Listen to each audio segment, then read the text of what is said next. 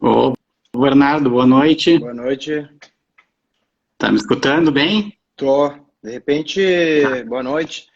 De repente tentar colocar o, para mim tá parecendo, vamos deixar, nós estamos em sentidos contrários aqui. Deixa eu ver se eu Pois é, arrumo. não, isso eu estou observando. É isso, isso, Tá. isso que é o mais comum o pessoal acompanhar assim, nessa posição vertical. Isso, a Ana Carolina já te deu a notícia ali, ó. Usa Isso, na isso, vertical. isso. Tudo bem, Bom, Bernardo? tudo bom, Eduardo? Bom, então a gente vai começar primeiro se apresentando, né? Eu sou Bernardo Zandoná, sou perito criminal do IGP, há 10 anos já, um pouco mais. Atuo na área de documentoscopia, né, e grafoscopia, que vai ser o tema da nossa live aqui. Já, enfim, tive algumas experiências fora aí, dando aula para academias de polícia, Força Nacional e tal, né? Mas sempre me mantive nessa área da documentoscopia da criminalística. Vou passar a bola pro Eduardo. Não, Bernardo, acho que é interessante a gente poder usar esse espaço aqui da Kriegs, né? E parabenizar a atual direção da Kriegs e do Sindiperitos, que está proporcionando isso, não só para os colegas, mas para o mundo inteiro, mostrar nosso conhecimento, nossa expertise aí desenvolvida ao longo dos anos, né? Eu sou perito criminal desde 1997, né? Então já estou completando 23 anos, completei 23 anos de carreira esse ano. Mais da metade desse tempo eu estive na documentoscopia, também tive uma carreira de mais de uma década aí em cargos administrativos, né? Tanto no IGP quanto na secretaria, também tive à frente da CRIGS em determinado momento.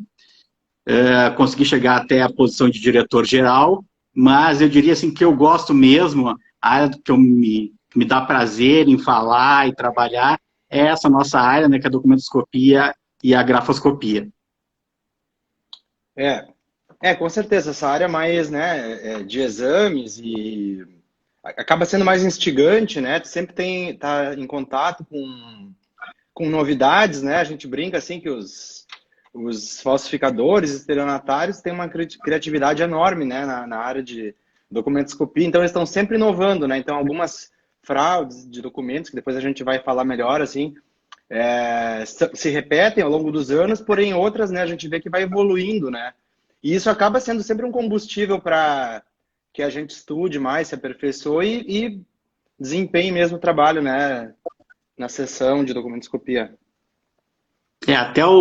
Nós temos um colega lá do Rio de Janeiro, que é o perito Jairo da Mata, que ele é da área de EPNIVA, de identificação e numeração de veículos, né?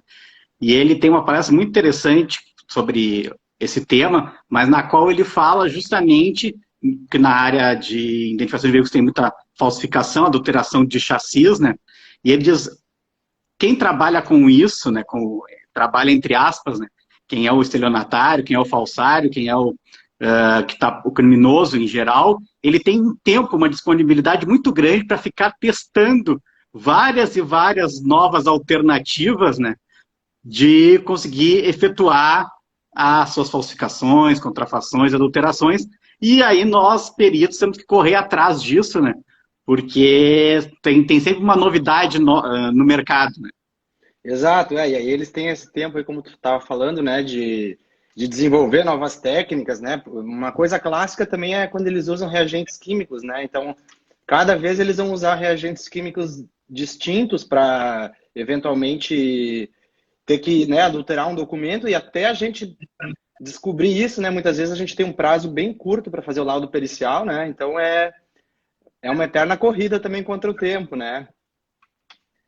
Desse tipo de coisa.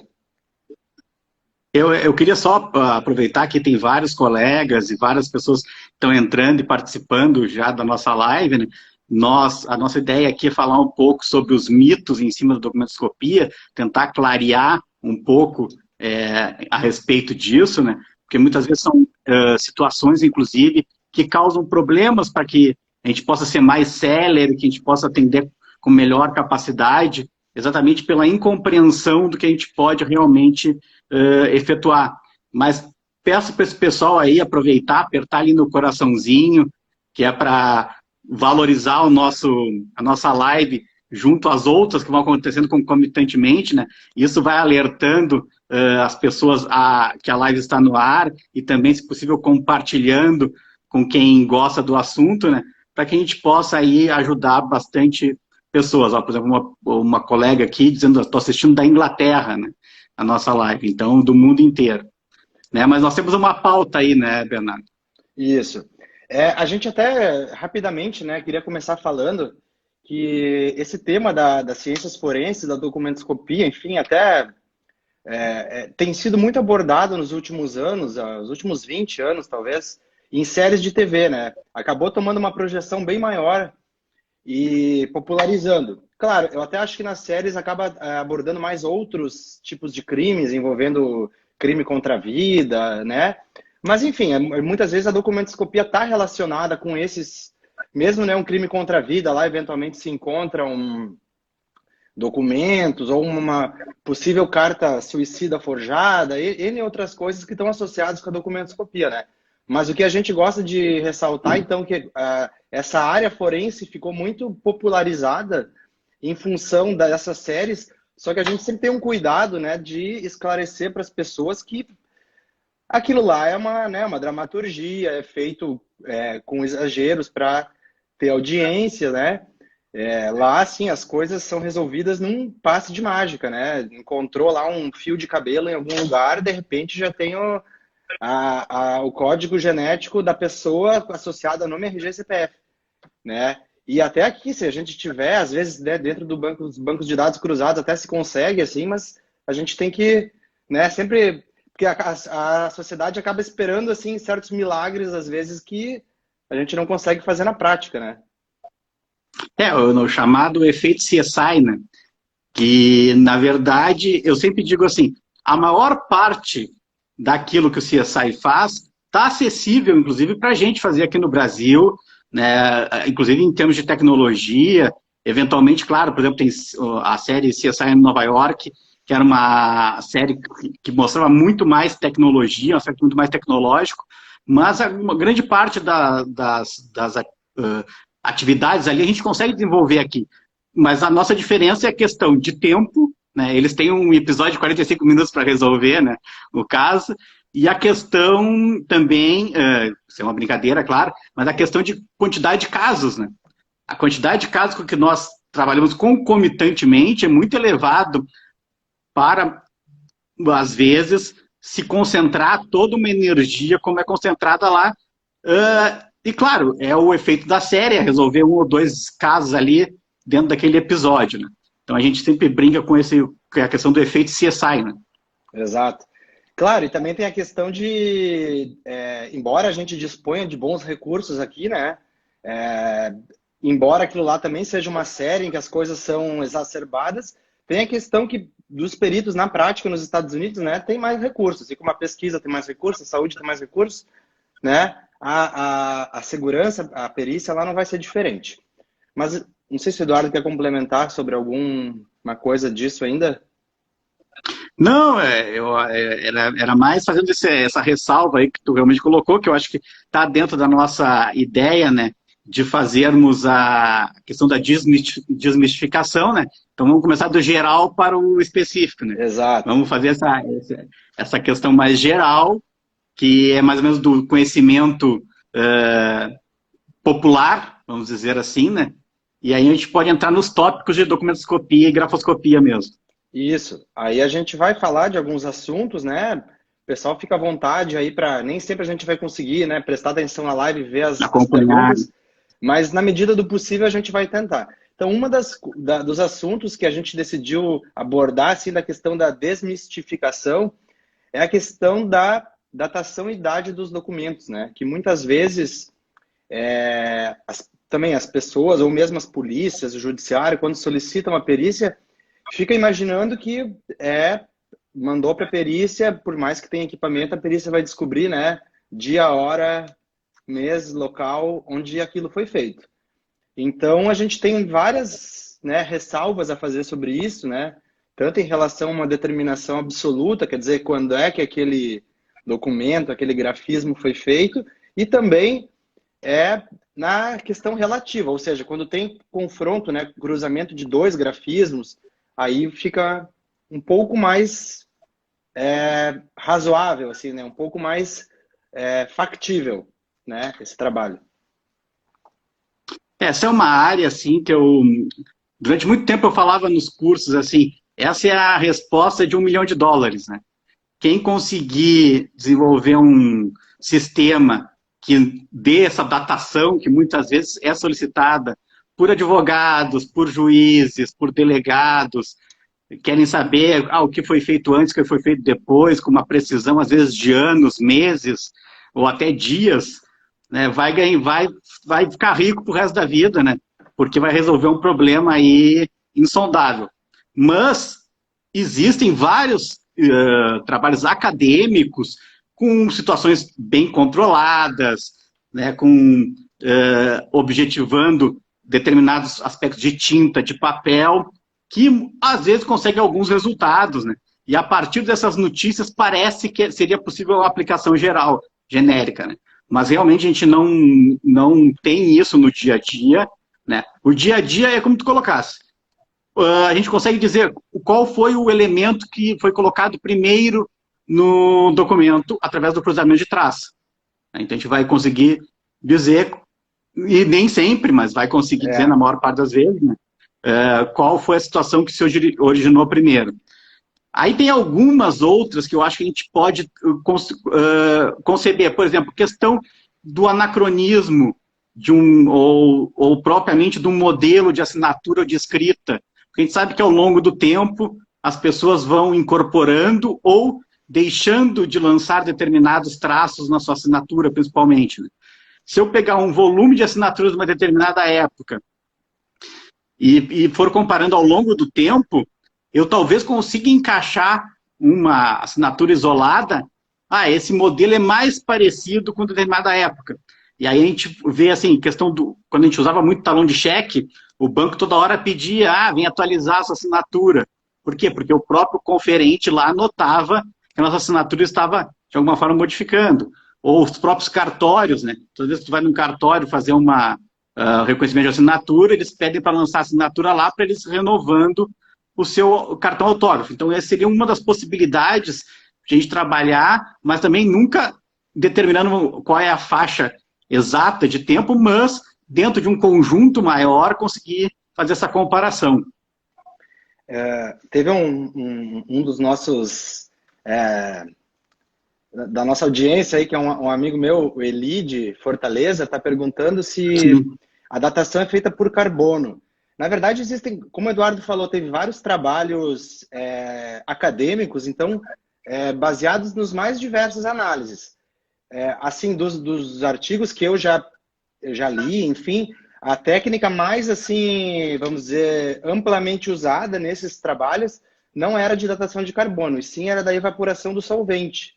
Né? Então, as tintas, muitas vezes, elas são pigmentos, né, que são dissolvidos em solventes, e aí, baseado na evaporação desse solvente, analisado por cromatografia e depois quantificado por espectroscopia, enfim, poderia-se ter uma ideia, né, da quantidade de tinta e do tempo transcorrido. Mas, então, da maioria desses trabalhos aí não foi por datação de carbono, né, os que eu acompanhei. E aí, como o Eduardo estava falando, né, e também tem a questão, assim, que... então, e pegando o gancho disso que eu falei, dos exames baseados nos componentes voláteis da tinta, né? Então, isso é complicado, porque aí os ambientes são muito controlados. Então, né, você vai depender, por exemplo, para comparar uma tinta, mas vai comparar com o quê, né? Então, teria que ser comparado com a mesma tinta, no mesmo ambiente, né? Nas mesmas condições climáticas, porque, afinal de contas, um lugar mais úmido, a tinta vai... possivelmente evaporar mais, um lugar mais seco, enfim, tem várias questões, né? Tem até, foi falado uma vez num congresso, né? Por exemplo, um contrato com várias folhas. Aí a primeira folha, talvez, por ser a primeira, né? Mais em contato com o ar, com o ambiente, acabaria propiciando uma evaporação maior ainda, né? Então, e as demais, um pouco menos. Então, também é uma coisa que a gente tenta desmistificar, porque também, muitas vezes, né, as partes, advogados, Ministério Público, questionam muito isso, né? Querem saber quando é que o documento foi feito, assim, né, com precisão. E essas técnicas, eu lembro, assim, também desse trabalho que foi apresentado, que em todas as condições ideais, né, de mesma tinta, temperatura, armazenamento, se conseguia determinar assim, esse documento foi feito há mais de 2 anos ou há menos de 2 anos, né? Então ainda é um campo a se estudar. Não sei se com as técnicas atuais seria possível evoluir muito, talvez com equipamentos novos futuros, né? E tem todo um aspecto assim do desuso que determinados materiais vão acabar tendo, né? O próprio papel, tinta, cada vez menos presente dentro do conjunto da nossa vida, né? As coisas cada vez mais digitalizadas, né? Talvez o grau de importância disso também acabe ficando muito mais no ponto de vista histórico ou de Sim. discussões muito mais pontuais do que provavelmente uma necessidade do dia a dia, né, da nossa vida diária aí, em relação a isso. Mas como eu sempre digo, para mim, eu ainda acredito que a grafoscopia te ajude um pouco mais, dentro do que a gente sabe que um traço a cada 4 anos no seu conjunto tem uma boa variabilidade, mas também alguns detalhes vão variando em menor espaço de tempo. Uhum. Daí eu acho que a gente pode falar, né? Daí a gente estava falando assim em relação a uma datação absoluta, né? E aí tem a outra questão que é a datação relativa, né? De grafismos, quer dizer, você saber 2 grafismos que se cruzam, qual foi lançado primeiro, né? Isso pode resolver uma série de questões. Ou um grafismo e um impresso numa folha, né? Esse é um quesito clássico que vem, né, das autoridades, quer dizer, se o documento foi assinado antes do restante das coisas serem impressas, né? Ou um cruzamento do traço com um carimbado. Aí nessas situações é um pouco mais, como eu falei antes, um pouco mais factível, né? Também Sim. precisa atender uma série de condições, né? Sim, porque muitas vezes, por exemplo, se são 2 situações impressas, uma sobre a outra, né, é muito mais complicado se eu tenho, por exemplo, uma caneta esferográfica, né, que vai criar um sulco, né, que vai, em um determinado momento, ou vai ter, esse sulco vai ficar salientado pelo aspecto de que ele está gerando sulco sobre o que já está impresso, né, ou se o impresso foi feito sobre esse sulco. Né. Então, são algumas situações aí que a gente tem em relação a essa datação relativa. Uhum. Não sei se teria mais algum ponto para a gente... Não, e às vezes quando é um traço em cima do outro, né, também a gente vê, né, a perturbação do traço, e aí, muitas vezes, como a gente falou, só é possível quando há esse cruzamento, né, quer dizer, não adianta ter uma assinatura no anverso e outro manuscrito no verso, ou impresso numa face, né, e a assinatura na outra, sem se cruzarem, aí é impossível, né? Então tem que haver esse cruzamento mesmo. E aí vai ter N situações que não vai dar tempo da gente falar aqui, né? Por exemplo, um cruzamento entre um manuscrito e um carimbado. Então, muitas vezes vai depender também, porque aí a tinta pode se ela estiver já seca, ou se ela estiver ainda líquida, né? Que ela vai poder permear, difundir pelo papel. Então, essas condições todas, muitas vezes vai ser necessário equipamentos mais sofisticados, né, do que o que a gente tem hoje, que é na seção principalmente ali do IGP, né, que é a microscopia óptica simples. Então aí a gente vai depender de microscopia eletrônica de varredura, por exemplo, né, ou espectroscopia Raman, que são equipamentos, né, mais elaborados, que até existem convênios, né, com universidades e tal. Então, nesses casos daí... o nosso próprio laboratório tem parte desses equipamentos. O nosso laboratório, quando eu digo nosso laboratório, o departamento de perícias laboratoriais, né? Mas, no entanto, também a nossa demanda para isso, muitas vezes, é pequena, e a demanda do departamento de perícias laboratoriais para as atividades que eles realizam mais comumente é muito grande, né? Então, a gente acaba não tendo o espaço necessário para pesquisar esse tipo de coisa internamente também, né? Porque a gente está sempre correndo atrás de cumprir uma determinada produção para que não aumente a nossa estatística, para que as pessoas não digam que nós estamos atrasando perícias, quando na verdade nós só não temos capacidade humana de atender ao estoque que está sendo gerado pelas solicitações, né? Principalmente da Polícia Civil. Exato, tem diversos casos, né, que a gente brinca assim, esse trabalho daria um ótimo trabalho num congresso, né? Quer dizer, tem casos que se você for abrir, né, o leque, instigar e pesquisar, e às vezes não tem o equipamento na sessão, mas ir atrás de um equipamento no laboratório, ou até às vezes, né, como uma universidade conveniada, exatamente, daria para desenvolver, né, se a gente tivesse esse tempo de pesquisa, né, que talvez é uma crítica antiga já aí, né, que a perícia sendo uma área técnico-científica deveria ter um tempo de pesquisa destinado, né, e não só ser cobrado produção, né, e atingimento de metas, que também é importante, né, a gente sabe. Então, exato, né, muitas vezes tem muitos casos que seriam interessantes para pesquisar, para evoluir, né, e aí a gente acaba tendo que ficar vamos dizer assim, né, dentro das nossas limitações ali. E mesmo assim, a gente consegue, né, resolver a maioria dos casos, ou enfim, quando não é tecnicamente possível, né, não tem o que fazer também. Não sei se o Eduardo tem alguma coisa mais para contribuir com esse tópico. Não, eu acho que a gente podia avançar.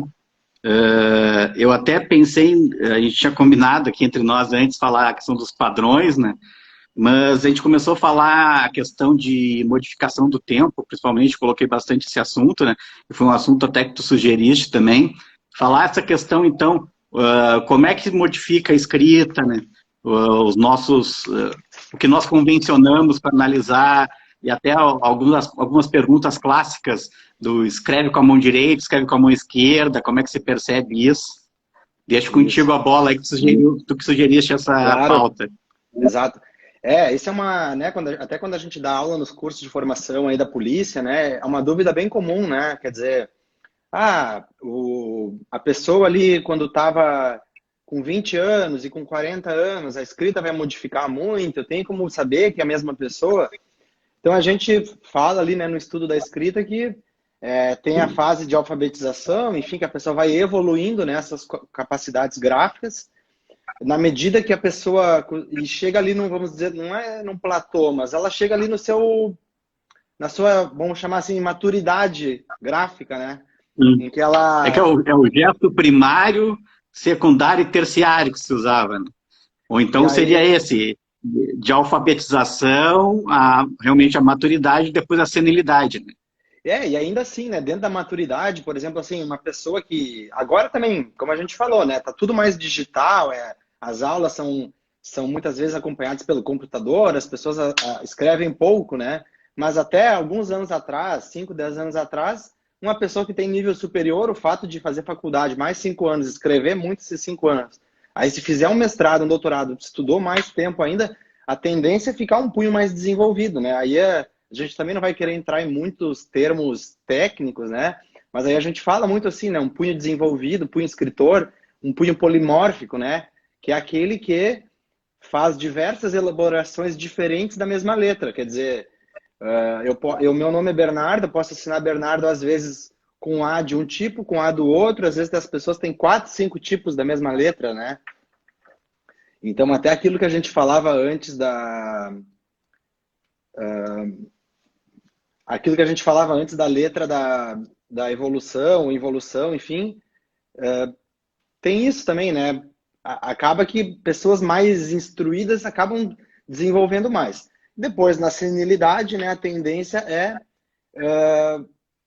algumas capacidades motoras diminuídas, né? Então, a velocidade já não vai ser a mesma, a pressão também não. Mas o que a gente diz assim, que no momento que atingiu a maturidade ali, a gênese, né, que é a elaboração da grafia, do gesto gráfico, ela se mantém constante, dentro do conjunto de possibilidades que essa pessoa é capaz de fazer. Que aí entram os polimorfismos, né? Então, isso que a gente estava falando, a escrita de uma pessoa pode variar um pouco ao longo dos anos, mas depois que ela atingiu essa maturidade, ela segue um padrão. E por isso que é tão importante que quando forem nos fornecer padrões, eles atendam a todos os requisitos, né? De quantidade, de adequabilidade. Por quê? Para a gente conhecer a maior quantidade possível de formas diferentes dessa pessoa escrever. Até só para dizer, anotei a pergunta que a Marília fez ali, mas a gente responde ela na sequência, só para a gente não perder o fio da meada aqui. A respeito, então, desse aspecto, também é importante dizer, assim, quando a gente fala de punho desenvolvido, não quer dizer que a pessoa tem uma letra bonita, que ela tem uma habilidade de escrever. O punho desenvolvido é aquele que tem automatismo, que é espontâneo, que tem velocidade na escrita, né? Então, é isso que, para nós, é o punho desenvolvido. E como colocaste aqui a questão também de alguns elementos, como assinatura especificamente, como a pessoa entra num processo, muitas vezes, quanto mais ela assina, né, mais veloz vai ficando aquilo, muitas vezes alguns elementos acabam se transformando dentro dessa velocidade ou sendo eliminados, né? Sim. Então, aí voltando àquele ponto que eu coloquei. Então, quando a gente trabalha com a questão de tempo, né, é uma convenção, né, que a cada 4 anos a escrita se modifique. Então, quando a gente pede os padrões, uma das características é a contemporaneidade, a gente fala em 2 anos antes do fato em questão, né, do que está sendo questionado, e 2 anos depois seria o espaço do padrão. Isso não quer dizer que se a pessoa, uma coisa que ela fez 5 anos depois ou 5 anos antes, também não seja aproveitável, né? Porque também vai estar dentro do desenvolvimento dela, mas é aquela que está mais próximo dentro desse padrão de variabilidade, vamos dizer, da escrita, mas realmente o cerne, vamos dizer que a gente diria que a cinética ou a gênese, ela pouco modifica, né? Ela se estabelece, né? Até porque é algo que fica gravado no cérebro, né? E o punho, ele acaba sendo só o instrumento mecânico para a elaboração daquele gesto. Falasse isso aí, bom para dar um gancho, porque eu ia falar na sequência, assim, que outra pergunta que as pessoas fazem muito, né, e também é outro, talvez, mito, né, a ser esclarecido, é assim, a pessoa que é ambidestra, né, então ela escreve com uma mão e com a outra, daí pode haver variação ou não. Também não tem informação, estudo, né, comprovando isso, e é isso que o Eduardo estava falando. Até a primeira lei da escrita, né, fala para a gente que o gesto gráfico ele é elaborado lá no cérebro, né? Então ele fica gravado lá e aí vai evoluindo, mas é lá, né? E a mão é um instrumento mecânico ali, né? É um instrumento escritor. Então, entre uma mão e outra mão, aquele mesmo gesto gráfico vai estar gravado lá no cérebro, certo? O que pode acontecer muitas vezes é assim, bom, a pessoa que escreve canhota, ela tinha muito isso no colégio, né? As pessoas viravam meio que o caderno para escrever reto e tal. Então pode acontecer de haver uma variação ali na inclinação do eixo da escrita, né? Mas também a gênese é para se manter a mesma. Aí muitas pessoas também dizem, mas e se eu quiser mudar? Bom, se a pessoa quiser mudar, está sendo uma vontade lá do cérebro dela, né? De querer, é uma modificação deliberada, né? Então não interessa se vai ser com uma mão ou com a outra, vem lá, e se ela está querendo modificar aquilo ali, é porque aquilo ali no fundo faz parte do espectro gráfico dela, né? Eu acho interessante isso que tu colocasse, que aí a questão das mãos é a questão de habilidade mesmo, né? A questão da mão que está mais treinada para fazer o gesto, então o gesto vai ter uma característica de mais desenvolvido ou não, pelo grau de habilidade. E uma das leis do Grassino também fala que todo o esforço, né, ele acaba ficando denotado ali, ficando marcado. Então, se a pessoa se esforça para mudar sua escrita, isso é perceptível, com uma redução de velocidade, com alguma hesitação, porque ela precisou fazer um esforço. Porque, na verdade, quanto mais a gente escreve, é mais comum a gente escrever de uma forma até inconsciente, com o nosso inconsciente, né? O nosso subconsciente em ação.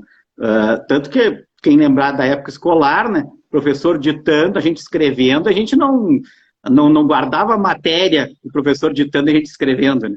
A gente escrevendo ali estava simplesmente fazendo o ato mecânico. Depois a gente ia concatenar o que estava escrito realmente quando fosse fazer a leitura, né? Sim.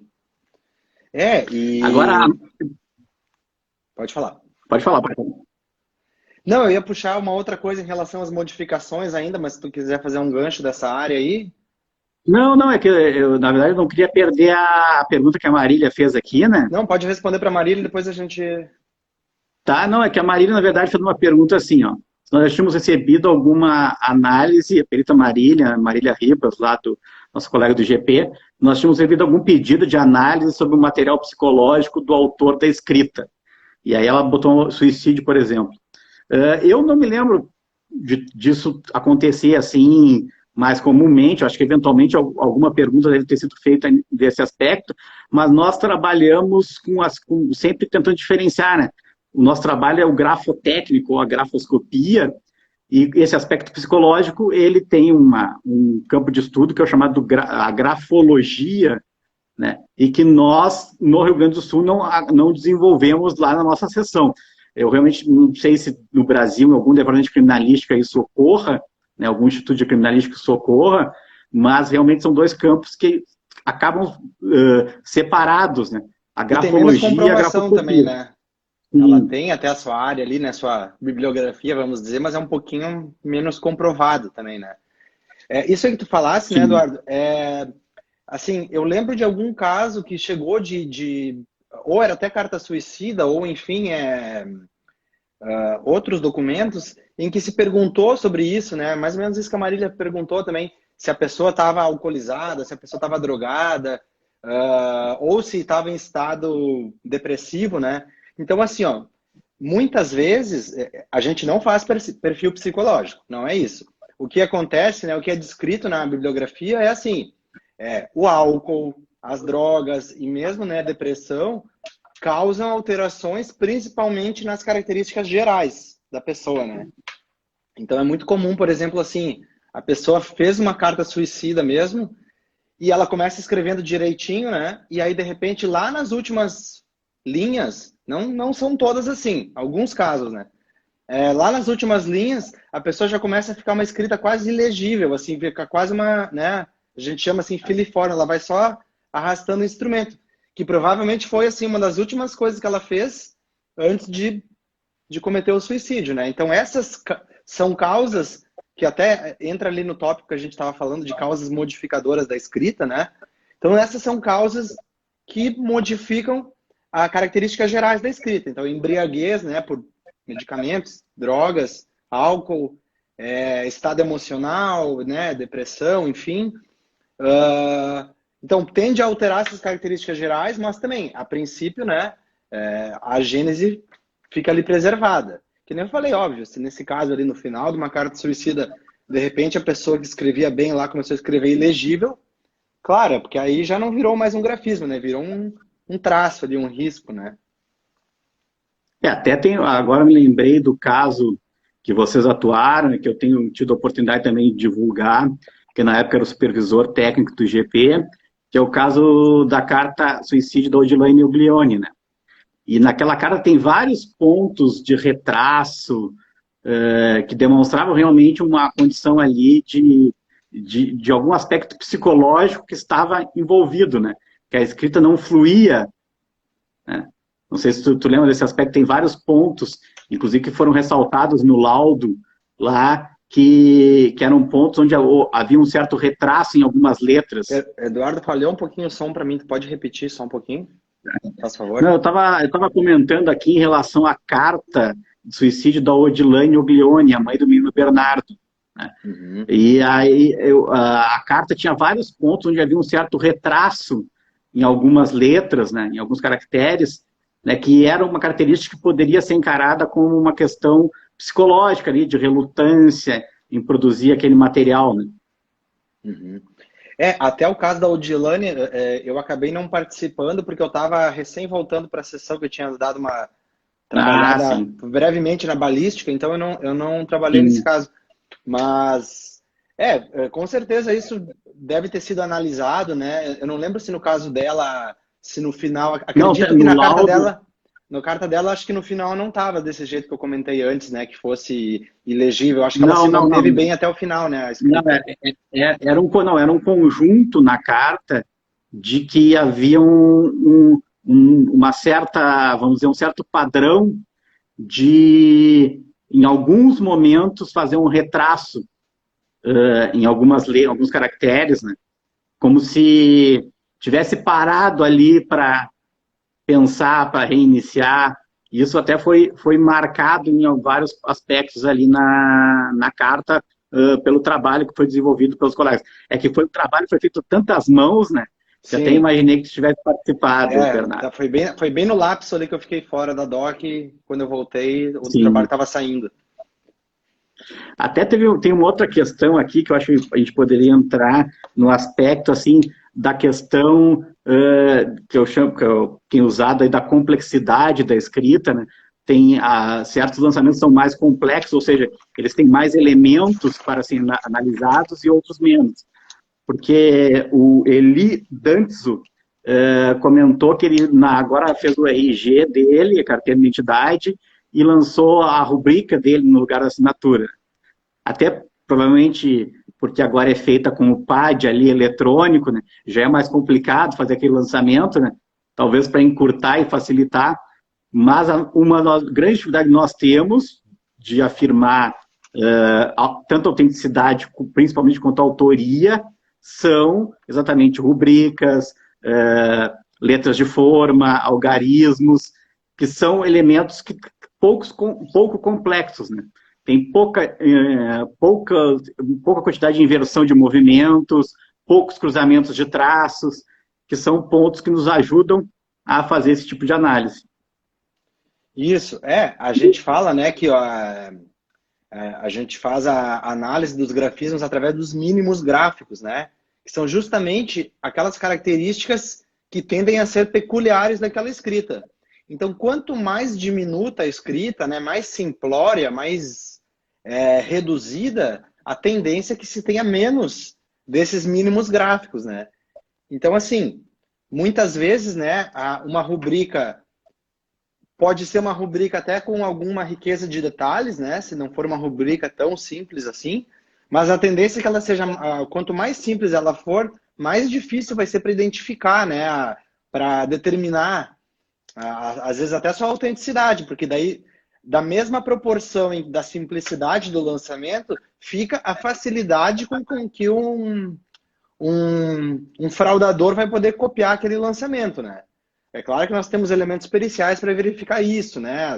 Como a gente falou antes, a velocidade, se a pessoa fez aquilo ali de uma maneira mais automática ou mais lenta, tendendo a copiar.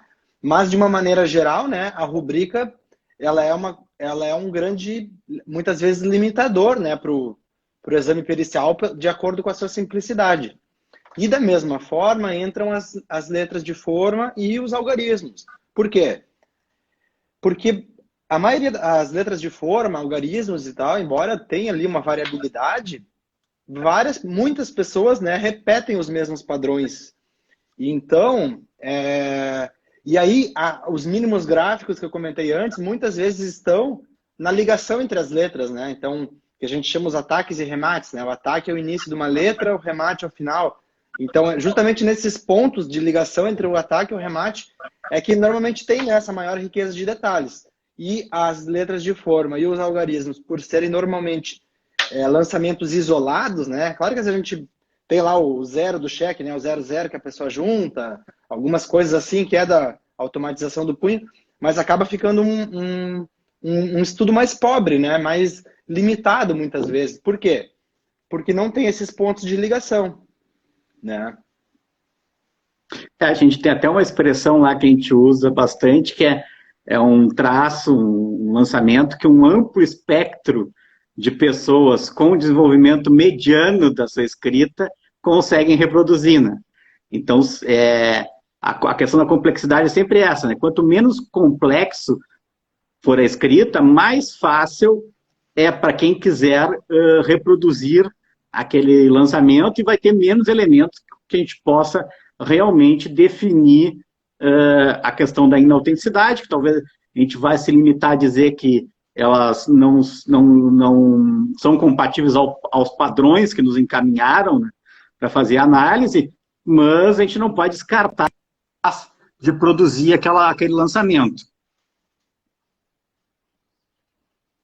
Além disso, a questão, então, de que, principalmente para os falsários, né, se torna mais viável fazer uma reprodução de um lançamento com pouca complexidade, né? Que aí eu acho que encaixa muito naquela história que tu citaste, Bernardo, que muitas vezes, inclusive, com quase nenhum padrão, querem que a gente defina se uma escrita é autêntica ou não, né? Quero que tu explique bem direitinho essa história aí. É isso, né? Quanto maior a quantidade e qualidade dos padrões também, né? Porque os padrões têm que atender a várias características, como serem espontâneos, né? Numa quantidade boa, no mesmo tipo de escrita que são os questionados. Tem uma série de requisitos que eles têm que atender. E claro, aí quanto maior a quantidade e qualidade dos padrões, maior vai ser o meu conhecimento do universo gráfico daquela pessoa. E aí eu vou estar mais apto a verificar se aquela escrita que está sendo questionada é passível, né, de ser elaborada por um escritor, se ele tem capacidade e se foi ele que fez. Então, claro, muitas vezes, aí, N situações, né? A gente brinca assim, uma coisa é a teoria, né, de que o ideal são 40 assinaturas para exame coletadas na frente à autoridade policial, mais pelo menos 5 assinaturas em outros documentos, né, que são os padrões inespecíficos. Muitas vezes, na prática, a gente tem que, né, como se diz assim, se virar nos 30 e tem um ou outro padrão. Então, isso muitas vezes também é pontuado, né? Isso é considerado na hora de se concluir, né? Para ser uma conclusão definitiva, né? Ou, às vezes, uma conclusão mais restritiva, né? Então, a gente, às vezes, diz assim, restrito aos escassos padrões enviados, podemos afirmar que, né? Então, e claro, e às vezes também tem a questão da extensão da assinatura, só que às vezes isso é relativo também, porque às vezes pode até ser um nome lançado por extenso, mas você vê que é um grafismo muito simples, né? Que também é facilmente copiado. E às vezes é uma assinatura um pouco mais diminuta, mas mais rica em detalhes. Então tudo isso tem que ser analisado, né? E outra coisa... Não, continua. Não, e outra coisa que a gente acaba tendo que desmistificar é assim também, né? Que aí é uma outra esfera aí que dá assunto para muito tempo, mas enfim, que a determinação da autoria de assinaturas ilegíveis, né, é difícil, muitas vezes impossível, porque muitas vezes elas são copiadas, né? Um desenho copiado da vítima, né? Então, muitas vezes isso fica... Há alguns casos em que o falsificador, mesmo ao copiar a assinatura da vítima, na tentativa ali de fazer um grafismo rápido, ele acaba introduzindo movimentos que ele já faz na sua própria assinatura, né? Às vezes isso a gente até comenta no laudo, mas como uma observação. Mas de uma maneira geral acaba sendo difícil, né, determinar a autoria de grafismo ilegível. Não, eu queria comentar assim, até por quem está nos acompanhando não é muito afeito à área, né? A gente fala os padrões, né? A gente divide em 2 universos, que é o padrão específico e o inespecífico. O padrão específico é aquele que a pessoa é chamada lá da delegacia, senta na frente do delegado, fala das assinaturas, e ele sabe que ele está sob suspeita, né? Ou ele está alguma coisa está sob questão. E o inespecífico é tudo que o resto das coisas que a pessoa produziu ao longo da vida, assinando, sem imaginar que um dia aquilo poderia vir a ser utilizado numa investigação. O que acontece cada vez mais é que só chega para nós o padrão específico. Por quê? Porque muitas vezes é solicitado lá na delegacia para o suspeito que ele entregue os tais padrões inespecíficos e ele afirma que não tem, né? E acaba não se fazendo um procedimento que deveria ser adotado, que é de busca e apreensão. Bem, o senhor está dizendo que não tem, então eu vou fazer uma busca e apreensão, vou solicitar um mandato para buscar essa situação. E por que a gente precisa dos dois, tá?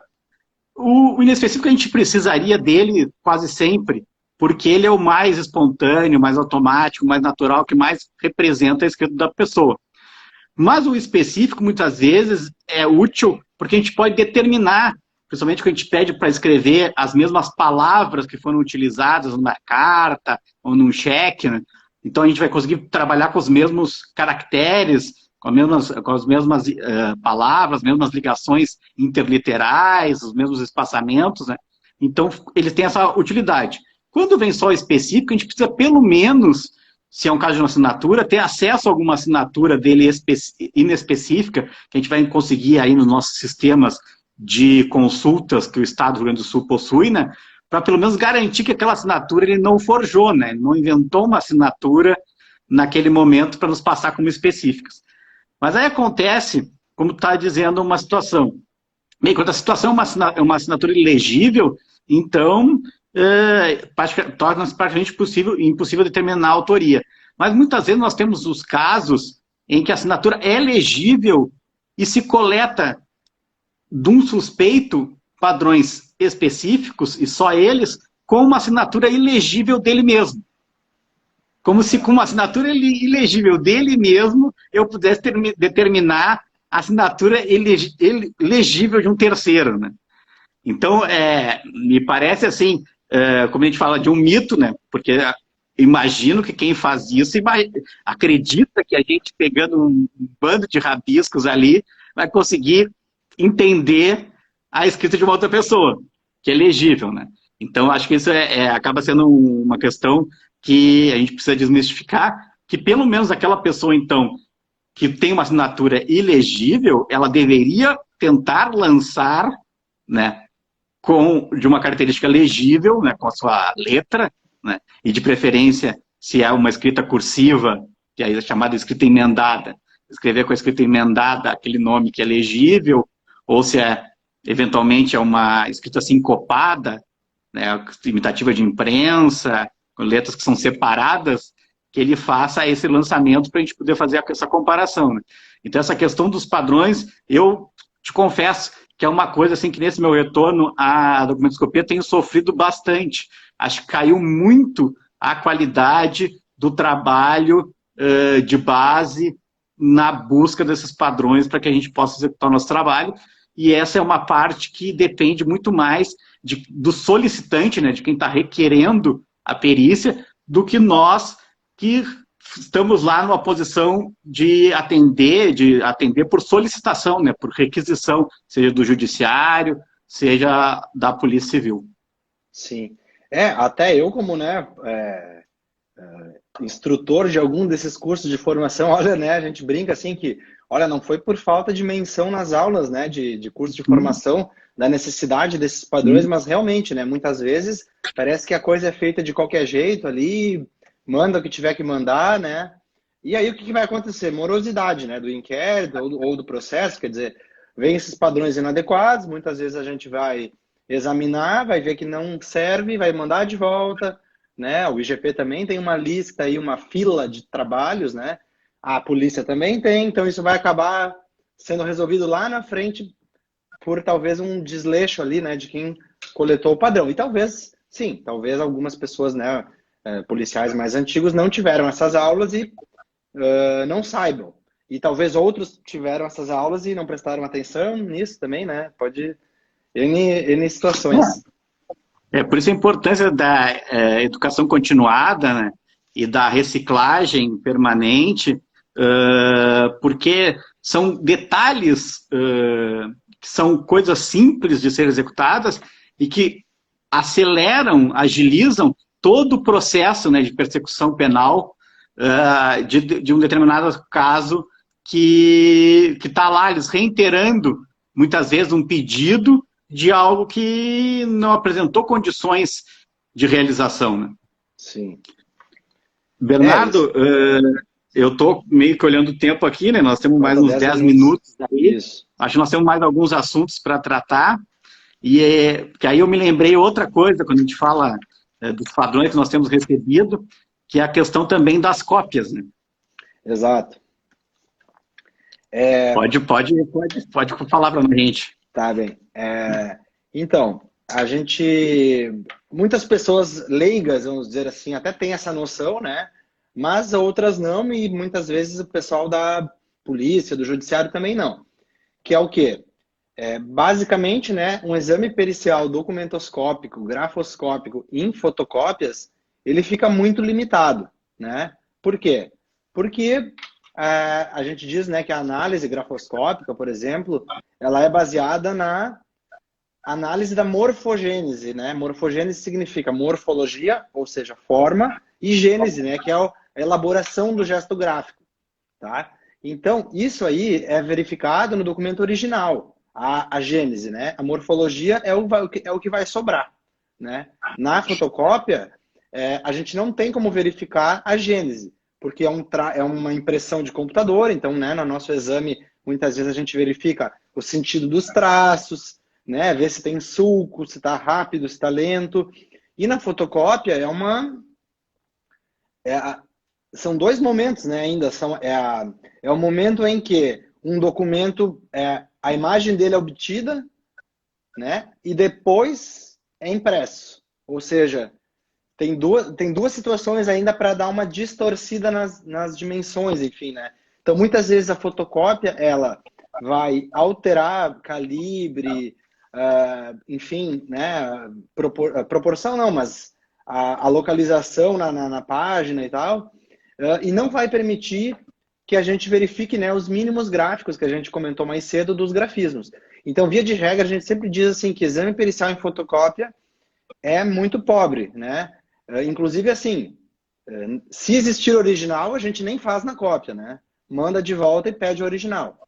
E outra coisa é que a cópia, ela pode mascarar vestígios de montagem, porventura existentes, né? Então, acontece muito assim, uma procuração, aí já tinha, né, o selo de um tabelionato ali, a seta carimbada, mas a pessoa quis trocar a assinatura, né? E os dados lá em cima do comprador, enfim, do vendedor.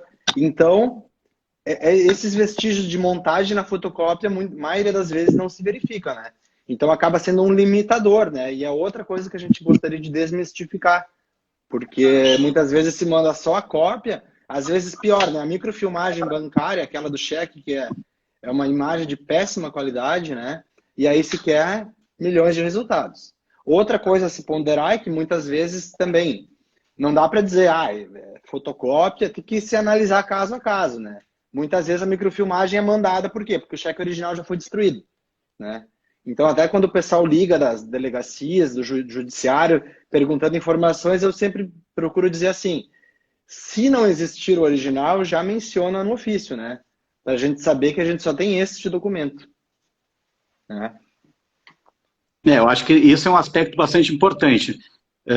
Nós sempre vamos lutar, né, solicitar, requerer que nos encaminhem o original. Agora, há casos, situações, se toma bem clássica, que é a microfilmagem de cheques, né, que o cheque já foi destruído. A gente não vai ter acesso ao cheque. Inclusive, esse mês, eu recebi, lá da minha carga, né, de trabalho, exatamente uma situação de uma microfilmagem de um cheque. Era um cheque de R$ 100 e foi simplesmente acrescentado um zero e transformado em R$ 100.000. E se conseguiu descontar esse cheque, né? E aí a discussão toda é se aquele zero, que é microfilmado, né, foi acrescentado ou não, né? Então há uma limitação muito grande. O zero é praticamente uma letra com pouquíssima, um caractere com pouquíssima elementos para que se defina, né? Eu posso de alguma forma falar que a morfologia dele não se aproxima dos outros zeros lá, mas isso não me dá convicção nenhuma de dizer que ele foi colocado ou não naquele documento. Então, eu acho que a mensagem em relação às fotocópias é exatamente essa. Elas nos prejudicam o nosso trabalho, elas são problemáticas, mas se só existirem elas, nós vamos fazer com elas mesmas. E aí, aproveitando o gancho, para falar aquilo que a gente dizia antes, né? Que hoje em dia os documentos estão muito digitais ou digitalizados, Então, por exemplo, né, a Justiça Federal está trabalhando com processos todos eletrônicos, digitalizados. Então, muitas vezes o documento até existe lá o original armazenado, né? Mas, via de regra, se trabalha muito ali com uma imagem, né? Com uma imagem de computador. E, claro que isso economiza papel, é ecologicamente sustentável, né? Talvez uma tendência aí, uma maior agilidade nos processos, mas, de fato, para a perícia documentoscópica, grafoscópica, é uma perda, né? É uma perda de detalhes, né? É um trabalho mais pobre, né? De condições. Não, inclusive nós temos feito algumas diligências, né? Temos feito diligências a cartórios, a junta comercial, esses locais que os documentos não podem sair do local, né? Nós acabamos tendo que nos deslocar até lá para fazer a análise, porque a nossa preferência sempre é ter contato com o original. Certo, Sim. Bernardo? Acho que nós estamos na reta final mesmo, né? Eu acho que a gente podia falar um pouquinho da questão da pergunta tradicional, né? Essa falsificação engana o homem médio, enganaria um leigo, né? Ou é uma falsificação grosseira? Isso, né, como o Eduardo comentou, essa é uma das perguntas clássicas, assim, né, nos ofícios de solicitação. E aí, eu até mudei um pouquinho o meu jeito de responder, assim, ao longo desses meus 10 anos aí, a gente sempre dizia que, pelo fato da gente ser, né, perito, ser expert no assunto, eu não poderia responder pelo homem médio, né? E ainda assim, esse conceito de homem médio é muito complicado, né? Porque olha a variabilidade aí na nossa população. Então, antigamente eu dizia assim, é um quesito prejudicado porque trata de uma matéria subjetiva que depende das qualidades do observador e das condições que o exame é feito. De uns tempos para cá, eu observei assim, por exemplo, cédulas de dinheiro, né? Então, muitas vezes elas têm vindo, aqui, principalmente aquelas que nos deixam alguma dúvida, depois a gente acaba concluindo que são falsas. Aí até um colega me disse que estava respondendo assim: elas possuem, né, um layout, cores, dimensões, gramatura, que é uma coisa importante numa caso de uma cédula, simulando um documento autêntico.